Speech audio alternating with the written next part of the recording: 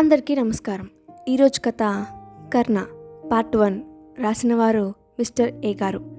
ఇక స్టోరీలోకి వెళ్తే, ప్రియతమా నీ వచ్చట కుశలమా నే నిచ్చట కుశలమే అని ఫోన్ రింగ్ అవుతుంటే లిఫ్ట్ చేసి మాట్లాడాడు కుమార్. ఫోన్ మాట్లాడి హాల్లోకి వచ్చి టీవీ ఆన్ చేసి కుర్చీలో కూర్చొని న్యూస్ చూస్తున్నాడు. ఇంతలో ఒక న్యూస్ రీడర్ బ్రేకింగ్ న్యూస్ అంటూ న్యూస్ చెప్పడం మొదలుపెట్టింది. నిన్న రాత్రి నగరంలో 4 వ్యక్తులు మృతి. వీరి వివరాల్లోకి వెళ్తే, ఆ 4 వ్యక్తులు రౌడీ షీటర్ గ్యాంగ్ వాళ్ళు అని సమాచారం. వాళ్ళు 1 నెల క్రితం ఒక యువతిని ఘోరంగా హత్య చేసి నగర శివారులో ఒక మురికి కాలువ దగ్గర పడివేసి వెళ్లారు. ఆ కేసు జడ్జ్మెంట్ వీళ్ళు నిర్దోషులు అని నిన్ననే తీర్పు ఇచ్చింది. సంఘటన జరిగిన ప్రదేశంలో ఒక లెటర్ పోలీస్ వారికి దొరికింది. ఆ లెటర్ కర్ణ దగ్గర నుంచి వచ్చిందని పోలీస్ బృందం ఆ లెటర్లో ఉన్న సమాచారం బట్టి ఆ హత్యకు కారణం కర్ణ అని పోలీస్ బృందం వెల్లడించింది. ఆ విషయంపై ప్రజల యొక్క అభిప్రాయం తెలుసుకుందాం. ఇలా ఎవరికీ కనపడకుండా అన్యాయాన్ని జారకుండా చూసుకుంటున్నాడు కర్ణ. దీనిపై మీ అభిప్రాయం? ఈరోజు ఎక్కడ చూసినా అన్యాయం. ఆ అన్యాయాన్ని ఎదిరించడానికి మనలో ఎవరికీ ధైర్యం లేదు. కానీ ఎక్కడి నుంచో వచ్చి మన బతుకులను బాగు చేశాడతడు ఆ బాబు. అలాంటివాడు ఎప్పుడు సంతోషంగా ఉండాలి. ఇంతలో కుమార్ ఫోన్ రింగ్ అవడంతో బెడ్రూమ్లోకి వెళ్ళి ఫోన్ తీసి మాట్లాడాడు. అవతల వైపు కుమార్ ఫ్రెండ్ వినయ్. హలో బావా, చెప్పరా, ఈరోజు కాలేజ్కి వస్తావా? వస్తా అని ఫోన్ పెట్టేశాడు. కుమార్ ఇంకా కర్ణ గురించి ఆలోచిస్తూ ఉంటాడు. ఇంతకీ ఆ కర్ణ గురించి చెప్పలేదు కదా. కర్ణ గత 4 సంవత్సరాలుగా ఆ పేరు వినిపించని చోటు లేదు. అతనెవరో తెలియదు, ఎక్కడ ఉంటాడో తెలియదు, ఎలా ఉంటాడో తెలియదు. కానీ ఏ అమ్మాయికి అన్యాయం జరిగినా అతను తనకి న్యాయం చేస్తాడు. ఇంతవరకు తనని చూసిన వారే లేరు, కానీ తనని ప్రజలు కనిపించని దేవుళ్ళలా కొలుస్తారు. టిఫిన్ రెడీ అయింది, తినుకన్నా అని వాళ్ళమ్మ పిలుపుతో ఆలోచనలో నుంచి బయటకు వచ్చాడు కుమార్. కుమార్ కాలేజ్కి రెడీ అయ్యి టిఫిన్ చేసి బైక్ మీద బయలుదేరాడు. కుమార్ గురించి మీకు చెప్పలేదు కదూ. కుమార్ పూర్తి పేరు కృష్ణకుమార్. వాళ్ళ అమ్మా నాన్నకు ఒక్కడే కొడుకు. వాళ్ళకి కుమార్ అంటే కొంచెం గారాబం. కుమార్ 1st క్లాస్ నుంచి 10th క్లాస్ వరకు వాళ్ళ అమ్మమ్మ ఊర్లో చదివాడు. తర్వాత వాళ్ళ అమ్మా నాన్నతో ఒకే ఊర్లో ఉంటూ తను డిగ్రీ పూర్తి చేశాడు. ఇప్పుడు అగ్రికల్చర్ ఇంజనీరింగ్ 2nd ఇయర్ చదువుతున్నాడు. కుమార్ నాన్నగారు అదే కాలేజ్లో ప్రిన్సిపల్గా వర్క్ చేస్తున్నారు. వాళ్ళ అమ్మ హౌస్ వైఫ్. గత 10 రోజులుగా కాలేజ్కి లీవ్ పెట్టి రెస్ట్ తీసుకున్నాడు. ఇంకా మళ్ళీ తిరిగి కాలేజ్కి వెళ్తున్నాడు. ప్రస్తుతం కాలేజ్ పార్కింగ్లో బైక్ పార్క్ చేసి క్లాస్ రూమ్లోకి వెళ్తున్నాడు. హాయ్ బావా అంటూ విష్ చేశాడు వెనుక నుంచి వచ్చిన వినయ్. హాయ్ వినయ్ అంటూ తిరిగి విష్ చేశాడు కుమార్. ఇప్పటికి కాలేజ్ గుర్తు వచ్చిందా సార్? అదేం కాదు, కొంచెం రెస్ట్ అంతే. అలాగా, చెప్పు, కాలేజ్ సంగతులు చెప్తావుగా. అలా జరిగింది బావా, ఇలా జరిగింది బావా అని. ఆ విషయం కాదు కానీ బావా, మన క్లాస్లోకి ఒక కొత్త అమ్మాయి వచ్చింది. ఆ అమ్మాయి చాలా అందంగా స్మార్ట్గా ఉంది బావా. ఛీ ఎతవా, ఎప్పుడు అమ్మాయిల గోలేనా? సారీ బావా. ఇద్దరు అలా మాట్లాడుకుంటూ క్లాస్లోకి వెళ్ళి కూర్చుంటారు. ఇంతలో సార్ వచ్చి క్లాస్ స్టార్ట్ చేశారు. మధ్యలో ఎవరో ఒక అమ్మాయి లోపలికి రావచ్చా సార్ అని పర్మిషన్ అడుగుతుంది. సార్ రామ్మ అనేసరికి లోపలికి వచ్చి తన బెంచ్ మీద కూర్చుంది. లంచ్ బ్రేక్లో తను ఎవరితోనో మాట్లాడుతుంది. ఆ మాటలు వింటున్న కుమార్ ఈ గొంతు ఎక్కడో విన్నట్టుంది అనుకొని తన వైపు తిరిగాడు. అదే సమయంలో తను కూడా కుమార్ వైపు తిరిగింది. ఒకరి వైపు ఒకరు చూసుకొని షాక్ అయ్యారు. షాక్ నుండి తేరుకోవడానికి ఇద్దరికి చాలా సమయం పట్టింది. షాక్ నుండి తేరుకున్న కుమార్ ఒక్కసారిగా క్లాస్ బయటకు వచ్చేశాడు. కానీ ఆమె కుమార్ వైపే బాధపడుతూ చూస్తూ ఉండిపోయింది. కాసేపటి తర్వాత కుమార్ ఫ్రెండ్ వినయ్తో కలిసి క్లాస్ రూమ్లోకి వచ్చాడు. ఇంతలో కుమార్ ఫ్రెండ్ గీత వచ్చి, సార్కి కాలేజ్ ఇప్పుడు గుర్తు వచ్చినట్టుంది. కుమార్ హాయ్ గీత, ఎలా ఉన్నావు? గీత నేను బాగానే ఉన్నా, కానీ ఇన్ని రోజులు ఏమైపోయావు? కొంచెం హెల్త్ బాలే, అందుకే రెస్ట్ తీసుకున్నా. వీళ్ళని దూరం నుంచి చూస్తుంది ఆ అమ్మాయి. గీత ఆ అమ్మాయిని వీళ్ళ దగ్గరికి పిలిచి కుమార్కి పరిచయం చేస్తుంది. తిన పేరు దివ్య, న్యూ అడ్మిషన్, 10 days అయింది కాలేజ్కి చేరి. కుమార్ వైపు చూపించి తిన పేరు కుమార్, నాకు అన్నయ్య లాంటివాడు. దివ్య హాయ్ కుమార్. కుమార్ హాయ్. గీత కుమార్ అన్న, తనని సాయంత్రం బైక్ మీద డ్రాప్ చేస్తావా? లేదు గీత, సాయంత్రం నాకు బయట చిన్న పని ఉంది, సారీ. వినయ్ సాయంత్రం మనం ఫ్రీ కదా బావా, పనేముంది? కుమార్ మనసులో, యదవా సరిగ్గా ఇరికించావు. అమ్మని గుడికి తీసుకువెళ్ళాలిరా, కుదరదు. దివ్య ఓకే, పర్వాలేదు. కుమార్, బాయ్ గీత, రేపు కలుద్దాము.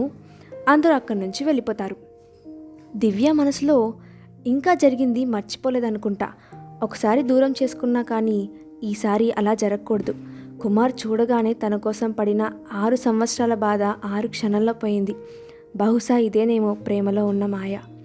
కుమార్ మనసులో తనని ఎంత మర్చిపోదామన్నా మర్చిపోలేకపోయా. కానీ 6 సంవత్సరాల తర్వాత తనని చూశాక అర్థమైంది, తనని మర్చిపోవడానికి తను ఒక వ్యసనం కాదు, నా ఊపిరి అని. కానీ తనపై నా ప్రేమ బయటకు చెప్పి తనను బాధ పెట్టడం నా వల్ల కాదు. అందుకే తనని ఎలాగైనా దూరం పెట్టాలి. తర్వాత రోజు, ఈరోజు ఎలాగైనా కుమార్తో కొంచెం టైం స్పెండ్ చేయాలి అనుకుని దివ్య కాలేజ్లో కుమార్ కోసం ఎదురు చూస్తోంది. కుమార్ బండి పార్క్ చేసి క్లాస్లోకి వెళ్ళగానే దివ్య కుమార్ని చూసి చాలా హ్యాపీగా కనపడుతుంది. కానీ కుమార్ దివ్యని చూడకుండా వెళ్ళి తన బెంచ్లో కూర్చోవడం దివ్యకి బాధగా ఉంటుంది. కుమార్తో ఎంత మాట్లాడాలని చూసినా కుమార్ మాత్రం దివ్యని అవాయిడ్ చేస్తాడు. ఇలా కొన్ని రోజులు గడిచిన తర్వాత కూడా కుమార్ దివ్యని అవాయిడ్ చేయడం దివ్యకి చాలా బాధ ఉంటుంది. DSP office. News reporter: sir, Karna గురించి ఏదైనా తెలిసిందా సార్? డిఎస్పీ గారు: అదే ప్రయత్నంలో ఉన్నాం, కానీ ఎటువంటి సమాధానం లేదు. కర్ణ ఈ విధంగా తప్పు చేసిన వాళ్ళని చంపడం కరెక్టే అంటారా? కర్ణ చేసేది తప్పు కాదు, కానీ చట్టానికి వ్యతిరేకంగా చేయడం తప్పు. అసలు కర్ణ అనే వ్యక్తి ఎలా ఉంటాడో మీకైనా తెలుసా సార్? తెలియదు, కానీ తను చాలా ఇంటెలిజెంట్. ఎక్కడా ఏ క్లూ వదలకుండా, ఎవరికీ కనపడకుండా తన లక్ష్యం పూర్తి చేసుకుంటున్నాడు. సార్, మరి కర్ణని ఎప్పుడు పట్టుకుంటారు? త్వరలోనే. ఈ కేసు ఇకపై సిబిఐ అధికారులకు అప్పగించడం జరిగింది. ఈ విషయం గురించి మీకు తెలియజేయడానికి మిమ్మల్ని రమ్మన్నాం. ఇక మీరు వెళ్ళొచ్చు. ఈరోజు ఎలాగైనా సరే కుమార్ విషయం తేల్చేయాలి అనుకుంటుంది. ఇంతలో క్లాస్ రూమ్ అంతా కర్ణ గురించి మాట్లాడుకుంటారు. కుమార్ వచ్చినట్టు తన ఫ్రెండ్స్ చెప్తే గానీ తెలియని లోకంలోకి వెళ్ళిపోతుంది. కుమార్తో దివ్య కొంచెం మాట్లాడాలని గీతకు చెప్పి కుమార్కి చెప్పిస్తుంది. దానికి కుమార్, నాకు మాట్లాడడానికి కుదరదు అని చెప్తాడు. దివ్య ఆ మాట వినగానే తన సహాయం లేకుండానే తన కళ్ళ నుండి కన్నీరు వస్తుంది. దివ్య మనసులో, కోపంగా అన్న మాట తను అర్థం చేసుకుంటాడు అనుకున్నా కానీ ఇలా దూరం అవుతాడు అనుకోలేదు. అయినా నాదే తప్పు. 6 ఏళ్ల క్రితం అలా మాట్లాడి ఉండకూడదు. పాపం, తనకి చాలా బాధ కలిగింది అనుకుంటున్నా. ఏదైనా సరే ఈసారి మాత్రం తనని ఎట్టి పరిస్థితుల్లోనూ వదులుకోను. మొదటి నుంచి కుమార్ విషయంలో దివ్యపై గీతకు అనుమానం ఉంది. అది ఈరోజు ఇంకా దృఢపడింది. అసలు దివ్య కుమార్ల గతం తెలుసుకోవాలని అనుకుంది, కానీ ప్రయోజనం లేకుండా పోయింది. ఎన్నిసార్లు దివ్యని అడిగినా టాపిక్ డైవర్ట్ చేసేది. కుమార్ని అడుగుదామంటే మళ్ళీ కోపం వస్తుందేమో అని భయం. ఇలా 2 నెలలు గడిచిన తర్వాత ఒకరోజు గీత వాళ్ళ క్లాస్కి ఏదో స్పెషల్ క్లాస్ ఉండటం వల్ల కొంచెం త్వరగా కాలేజ్కి వెళ్ళింది. బైక్ పార్కింగ్లో దివ్య స్కూటీ, కుమార్ బండి తప్ప ఇంకా ఎవ్వరి బండ్లు లేక కొంచెం త్వరగా వచ్చా అనుకొని క్లాస్ వైపు నడవసాగింది గీత. క్లాస్లో కుమార్, దివ్య ఉంటారని ఊహించిన గీతకి ఒక్కసారి ఆశ్చర్యం వేసింది. ఎందుకంటే క్లాస్లో వాళ్ళు లేరు. ఎక్కడికి వెళ్ళారు అని ఆలోచిస్తూ కాలేజ్ బిల్డింగ్ పైకి వెళ్ళింది. అక్కడ కుమార్, దివ్య మాట్లాడుకుంటూ కనిపించారు. వాళ్ళేం మాట్లాడుకుంటున్నారో చాటుగా వింటుంది గీత. కుమార్: పైకెందుకు రమ్మన్నావు? దివ్య: నీతో కొంచెం సేపు మాట్లాడాలి. నాకు ఇష్టం లేదని చెప్పాగా. ప్లీజ్ కుమార్, నన్ను అర్థం చేసుకో. అప్పుడు అలా చేసి ఉండకూడదు. ఆ కోపంలో అలా చేశా. నీతో అలా మాట్లాడకూడదు అని అప్పుడు తెలియలేదు. నువ్వు దూరం అయ్యాక తెలిసింది. అప్పుడు నువ్వే వద్దన్నావు, ఇప్పుడు నువ్వే కావాలంటున్నావు. నాకు నీలా చేయడం తెలియదు. నాకు తెలిసిందల్లా ప్రేమించడం. అందుకే నువ్వు నాకు వద్దు. ప్లీజ్ ఈ విషయం ఎవరికి చెప్పకు. అలా చెప్పేసి కుమార్ కిందకు రావడం గమనించి గీత క్లాస్కు వెళ్ళిపోతుంది. కానీ దివ్య చాలాసేపు తర్వాత బాధపడుతూ వచ్చింది. అది గీత గమనించి, గీతకు ఏమీ తెలియనట్లు, ఏం జరిగిందే, చాలా డల్గా కనిపిస్తున్నావు అంటుంది. దానికి దివ్య, ఏమీ లేదు, కొంచెం హెల్త్ బాగోలేదు అని కుమార్ వైపు బాధగా చూస్తూ చెప్తుంది. కుమార్ కుమార్ అంటూ క్లాస్లోకి పరిగెత్తుకు వస్తాడు వినయ్. ఏమైందిరా, ఇంత కంగారుగా వచ్చావు? ఏదైనా ఇంపార్టెంటా? అవునరా కుమార్, నేను గీతని ప్రేమిస్తున్నా అన్న విషయం మా ఇంట్లో చెప్పా. వాళ్ళు ఒప్పుకున్నారు అని చెప్తాడు వినయ్. కంగ్రాట్స్ వినయ్. మరి పెళ్ళెప్పుడు? గీత వాళ్ళ ఇంట్లో కూడా మాట్లాడి నిర్ణయిస్తారు. అప్పుడే వచ్చిన గీత, వినయ్, మా ఇంట్లో మనకి గ్రీన్ సిగ్నల్ ఇచ్చేశారు. Kumar: double congrats. థ్యాంక్స్ రా. కుమార్: పెళ్ళెప్పుడు గీత? గీత: చదువు అయ్యాక అన్నయ్య. ఎవరిది పెళ్ళి అంటూ వచ్చింది దివ్య. వినయ్: నాది గీతది దివ్య. హో, కంగ్రాట్స్. కొంతమంది ఉంటారు ఎందుకు ప్రేమ విలువ కూడా తెలియదు అని దివ్య కుమార్ వైపు చూసి అంటుంది. అది విని నాకు కొంచెం పనుంది, నేను తర్వాత కలుస్తా అని అక్కడి నుంచి వెళ్ళిపోతాడు కుమార్.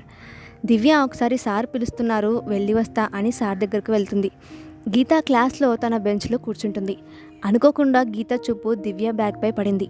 గీత బ్యాగ్ ఓపెన్ చేసి అందులో ఒక బుక్ తీస్తుంది. ఆ బుక్లో నా ప్రాణం అని హెడ్డింగ్ ఉంటుంది. ఆ బుక్ ఓపెన్ చేయగానే గీత షాక్ అవుతుంది. అందులో ఇంకా ఉంది. దివ్యకి కుమార్ ముందే తెలుసా? ఇంతకీ కర్ణ ఎవరు? అసలు గీత ఆ బుక్ ఓపెన్ చేసి ఎందుకు షాక్ అయింది? తర్వాత భాగంలో చూద్దాం. స్టోరీ నచ్చితే తప్పకుండా లైక్ చేయండి. అలాగే మీ ఒపీనియన్ని కింద కామెంట్ బాక్స్లో షేర్ చేయండి. ఇలాంటి మరిన్ని వీడియోస్ కోసం మా ఛానల్ని సబ్స్క్రైబ్ చేసుకోండి. Thanks for watching.